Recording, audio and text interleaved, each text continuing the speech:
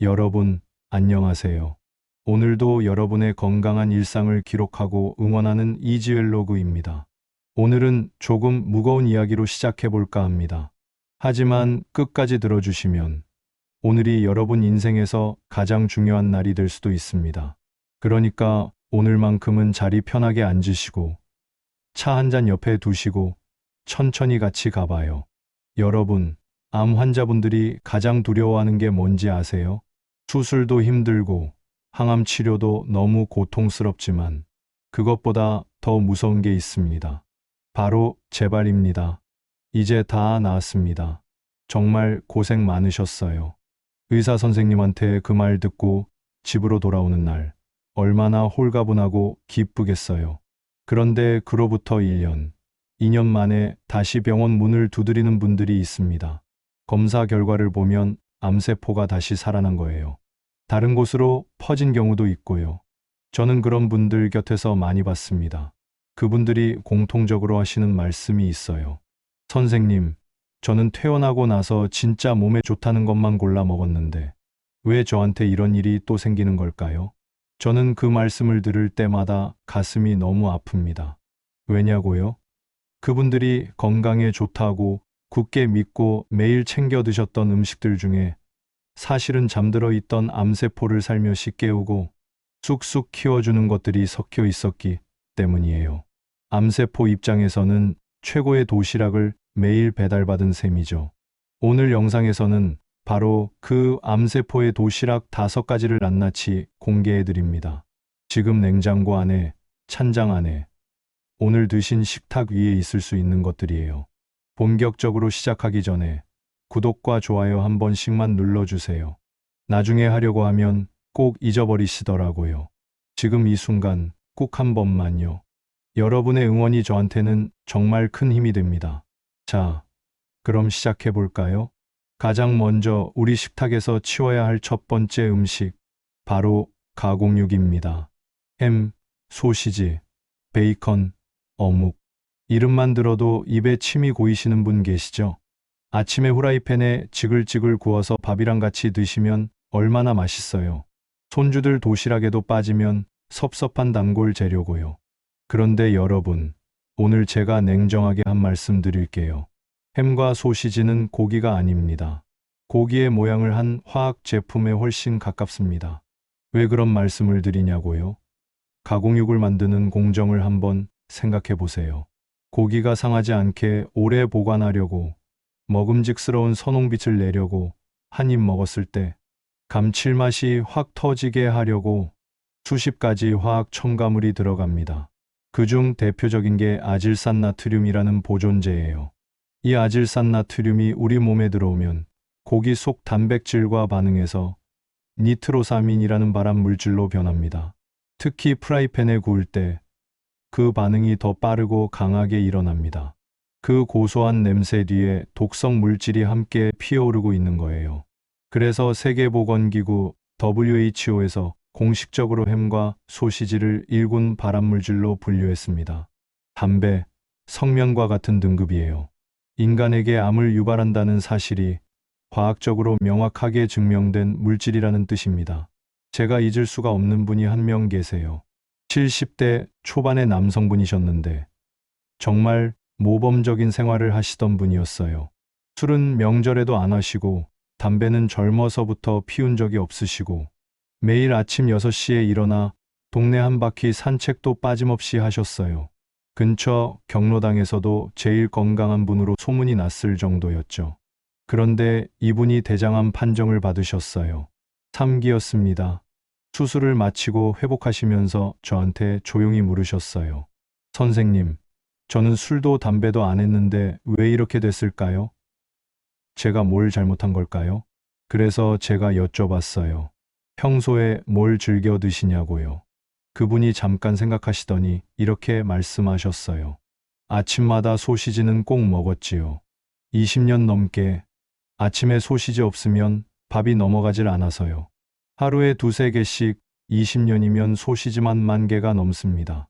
우리 몸의 세포는 그 독소를 하나하나 다 기억하고 있거든요. 장부처럼 차곡차곡요. 그분이 퇴원하시면서 마지막에 저한테 하신 말씀이 아직도 귓가에 남아 있어요. 선생님, 그 소시지 한 조각이 그렇게 나빴던 건가요? 저는 그 말씀에 드릴 말이 없었습니다. 여러분, 오해하시면 안 돼요. 소시지 한 개 먹었다고 바로 암에 걸리는 게 아닙니다. 문제는 매일이에요. 하루 한 개가 1년이면 365개, 10년이면 3650개, 20년이면 7000개가 훌쩍 넘습니다. 그 독소가 내 세포에 쌓이고 쌓여서 어느 날 한계를 넘어서는 거예요. 그럼 어떻게 바꿔야 할까요? 첫째, 진짜 고기를 드세요. 정육점에서 생고기를 사다가 집에서 삶거나 구우세요. 아무 첨가물 없이 고기 그 자체를 드시는 거예요. 국에 소고기 한 덩어리 넣고 푹 끓이는 것, 그게 훨씬 건강합니다. 둘째, 가공육을 꼭 드셔야 하는 상황이라면 끓는 물에 한번 데쳐서 드세요. 첨가물 일부가 물에 빠져나옵니다. 완전히 없어지진 않지만 그냥 드시는 것보다는 낫습니다. 셋째, 두부, 달걀, 콩으로 단백질을 채워보세요. 두부를 팬에 노릇노릇 구우면 씹는 맛도 나고 포만감도 생깁니다. 달걀은 하루 한두 개는 충분히 드셔도 됩니다. 오늘 저녁 냉장고에서 햄 하나를 꺼내버리는 것. 그것이 어떤 약한 알보다 훌륭한 선택입니다. 두 번째입니다. 이건 예상하신 분들도 계실 거예요. 바로 정제당과 하얀 탄수화물입니다. 흰 쌀밥, 흰 밀가루빵, 국수, 믹스커피, 과일 주스. 이것들이 왜 문제냐고요? 여러분, 암세포가 뭘 먹고 사는지 아세요? 암세포는 식성이 아주 독특합니다. 우리 정상 세포보다 포도당, 즉 당분을 무려 20배나 더 먹어치웁니다. 이걸 의학계에서는 바르부르크 효과라고 부르는데 1931년 노벨상을 받은 이론이에요. 암세포는 당분 없이는 살아갈 수가 없어요.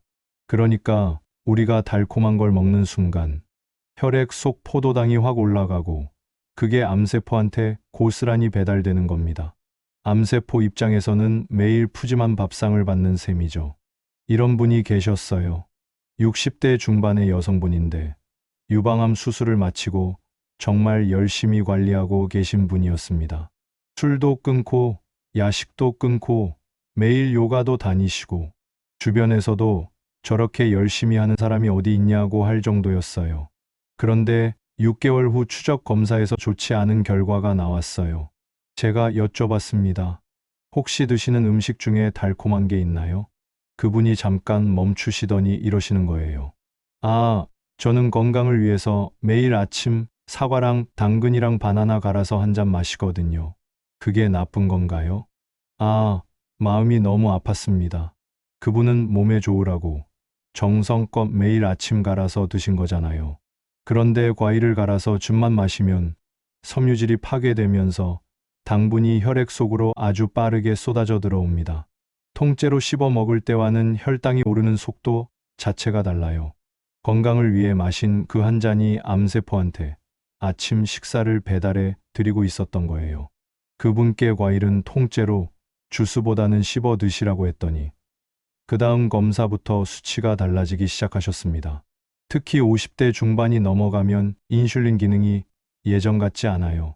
당을 처리하는 능력이 떨어지니까 똑같은 양을 먹어도 혈당이 더 높이, 더 오래 올라갑니다. 한번 계산해 볼까요?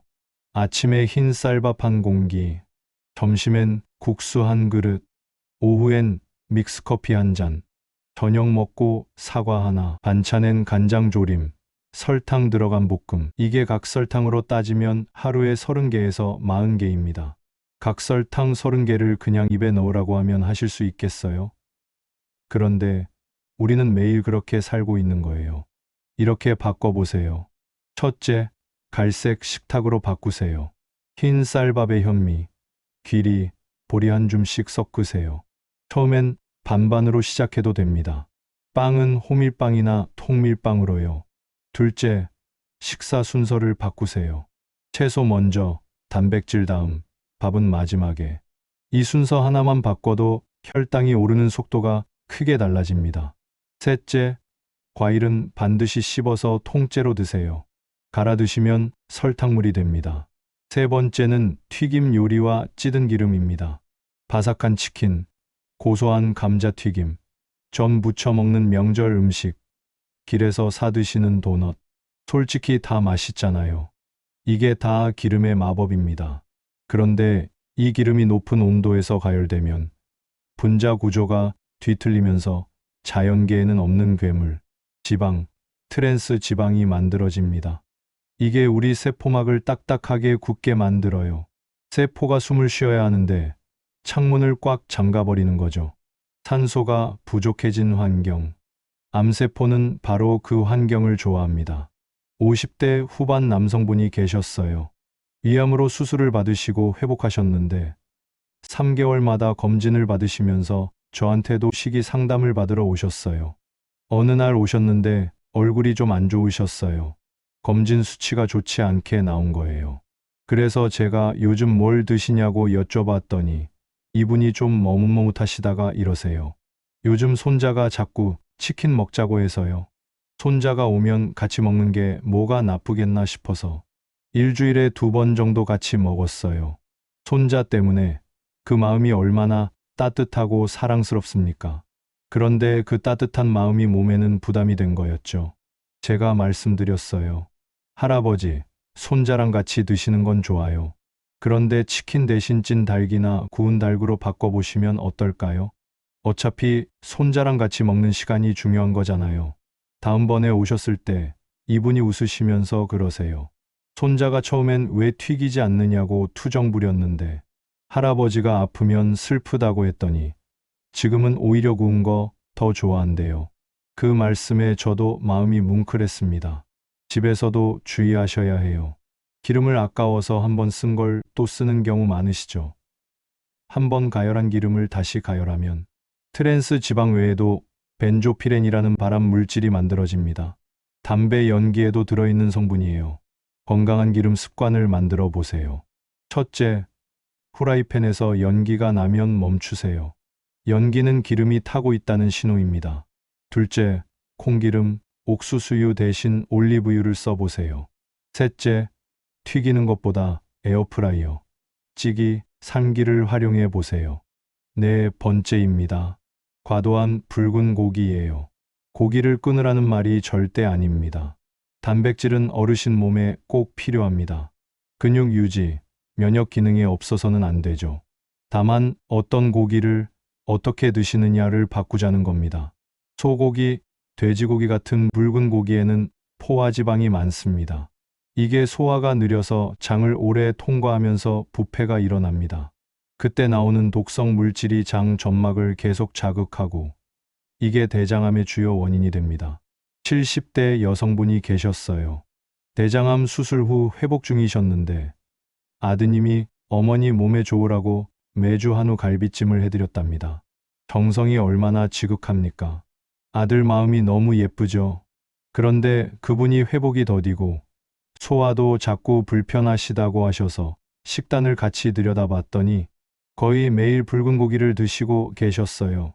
아드님이 극진히 챙겨드리는 거였는데 그게 오히려 몸에 부담이 됐던 거예요. 제가 아드님께 이렇게 말씀드렸어요. 어머니를 사랑하시는 마음은 정말 훌륭하세요. 그 마음 그대로 이번엔 고등어찜이나 연어를 해드려 보시겠어요? 처음엔 생선이 고기보다 못하지 않냐고 아드님이 아쉬워하셨는데 한 달 후 그분이 소화가 너무 편해졌다. 잠도 잘 잔다고 하시니까 아드님도 그때부터 생선을 더 열심히 챙겨드리시더라고요. 붉은 고기 대신 등 푸른 생선을 주 23회 드세요. 고등어, 꽁치, 연어, 삼치. 이 생선들 속 오메가-3는 몸속 염증을 가라앉히는 천연 소염제입니다. 버섯도 꼭 드세요. 표고버섯, 느타리버섯, 새송이버섯.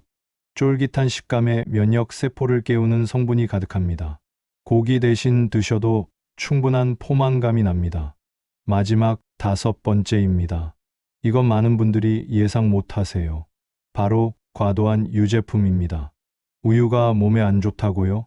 우유는 완전 식품이라고 배웠는데요. 맞아요. 우유에는 칼슘, 단백질, 비타민이 풍부하게 들어있어요. 자라나는 아이들에게는 훌륭한 음식입니다. 문제는 우유가 원래 누굴 위한 음식이냐는 거예요. 우유는 송아지를 위한 음식입니다. 태어난 지 얼마 안 된 송아지가 몇 달 만에 수백 킬로그램까지 자라도록 돕는 강력한 성장 촉진 음료예요. 그 안에 IGF-1, 즉 인슐린 유사 성장인자라는 물질이 들어있어요. 세포 성장을 강력하게 촉진하는 신호 물질입니다. 성장기 아이한테는 이 신호가 꼭 필요하죠. 그런데 이미 성장이 끝난 성인, 특히 암을 경험하신 분들께는 이 성장 신호가 암세포의 성장 스위치까지 같이 켤 수 있다는 연구들이 나오고 있습니다. 60대 초반 여성분이 계셨어요. 유방암 수술 후 정말 열심히 건강 관리를 하고 계신 분이었는데 매일 빠짐없이 우유 2잔씩 드셨어요. 뼈가 약해질까봐 걱정이 되셔서요. 선생님, 골다공증도 있어서 칼슘을 꼭 챙겨야 한다고 해서 우유를 열심히 마시고 있어요. 그분의 걱정이 얼마나 합리적입니까? 뼈도 지켜야 하니까요. 그런데 그분한테는 유제품 섭취를 좀 줄이는 게 나을 수 있다고 말씀드렸어요. 대신 이렇게 제안드렸습니다. 멸치, 두부, 브로콜리, 케일로 칼슘을 채우시고 햇볕 아래 하루 30분 산책으로 비타민 D를 만드시라고요. 비타민 D가 있어야 칼슘이 뼈에 제대로 흡수되거든요. 우유를 아무리 많이 마셔도 비타민 D가 없으면 칼슘이 뼈로 가지 않아요. 그분이 반신반의하면서 따라 해보시겠다고 하셨는데 6달 후에 오셨을 때 골밀도 수치도 유지되고 다른 검진 수치도 훨씬 좋아졌다고 하셨어요. 환하게 웃으시면서 선생님 말씀 듣길 잘했어요 라고 하실 때 저도 얼마나 기뻤는지 모릅니다. 우유 대신 따뜻한 무가당 두유 한 잔을 드세요. 홍속 이소플라본은 항암 효과로 주목받는 성분입니다. 칼슘은 멸치, 브로콜리, 케일, 두부로 충분히 보충되고요. 하루 30분 햇볕 산책. 이것이 어떤 보약보다 좋은 선물입니다. 여러분, 오늘 저와 함께 5가지를 살펴봤습니다. 가공육, 정제당과 흰 탄수화물, 찌든 기름과 튀김, 과도한 붉은 고기, 그리고 과도한 유제품. 그럼 이제 뭘 먹고 사나 싶으신 분들, 저 충분히 이해합니다. 그런데 오늘 제가 드리고 싶은 가장 중요한 말씀은 이겁니다. 암세포를 이기는 건 특별한 보약이 아닙니다. 암세포의 밥을 빼앗는 겁니다. 오늘 제가 소개해드린 분들, 기억하시나요? 20년 동안 소시지를 드시던 분, 매일 과일 주스를 갈아 드시던 분, 손자와 치킨을 드시던 분, 아들이 한우를 챙겨드린 분, 뼈 걱정에 우유를 드시던 분, 그분들 중 어느 누구도 잘못하신 게 없어요. 다 몸에 좋으려고 가족을 사랑해서 건강하게 살려고 하신 일들이었습니다. 다만 몰랐던 거예요. 오늘 이 영상이 그 모름을 조금이나마 채워드렸으면 합니다. 오늘 한꺼번에 다 바꾸려 하지 마세요. 그러면 작심삼일이 됩니다. 대신 이렇게만 해보세요. 내일 아침 믹스커피 한 잔을 따뜻한 보리차로 바꿔보세요. 모레는 흰 쌀밥에 귀리 한 줌만 섞어보세요. 다음 주에는 냉장고에 소시지를 두부로 바꿔보세요. 그 다음 주에는 식사 순서를 채소, 단백질, 밥 순서로 바꿔보세요. 이 작은 변화들이 한 달, 석 달, 1년이 쌓이면 여러분의 몸이 달라집니다. 혈액 수치가 달라지고, 몸이 가벼워지고, 잠이 깊어지고, 아침이 달라집니다. 병을 고치는 건 의사의 몫입니다. 하지만 내 몸의 환경을 바꾸는 건 오직 나 자신만이 할 수 있어요. 그 결단을 내릴 수 있는 분은 이 세상에서 여러분뿐입니다. 오늘 영상이 도움이 되셨나요? 댓글로 오늘부터 하나씩 바꿔보겠습니다. 한마디 남겨주세요. 여러분의 다짐이 실천이 되고 실천이 여러분의 몸을 살립니다. 주변의 건강이 걱정되는 가족, 친구분께 지금 바로 이 영상을 공유해 주세요. 아는 것과 모르는 것의 차이가 건강의 차이를 만듭니다. 구독 아직 안 하신 분들, 지금 구독 버튼 꾹 눌러주세요. 다음 시간에는 암세포를 굶기는 대신 면역세포를 힘차게 깨우는 항암 식품 7가지를 가지고 찾아오겠습니다. 지금까지 여러분의 건강 파트너 이지웰로그였습니다. 여러분, 오늘도 따뜻하고 건강한 하루 보내세요. 감사합니다.